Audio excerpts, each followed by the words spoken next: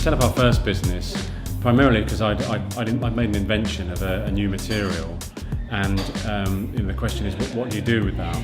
And the opportunity really is perhaps to license it or to sell the idea, but it just was far much more interesting and adventurous to actually turn that into a business rather than a sort of piece of invention.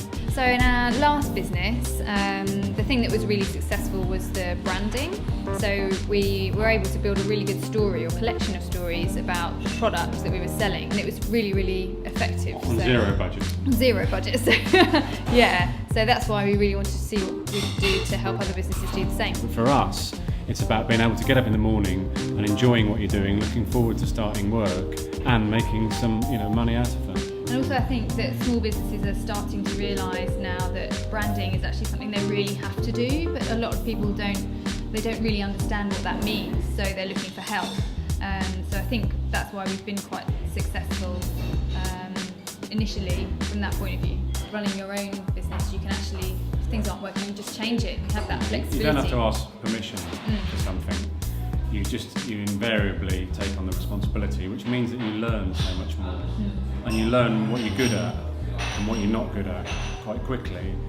I think the challenges of a business usually are more at the start, or more obvious at the start.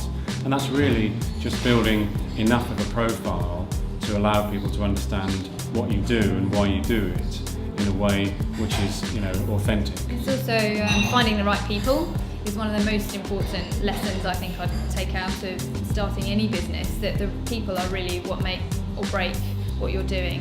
When you're running your own business, you can actually do anything, and that's actually a challenge to decide what you're not going to do.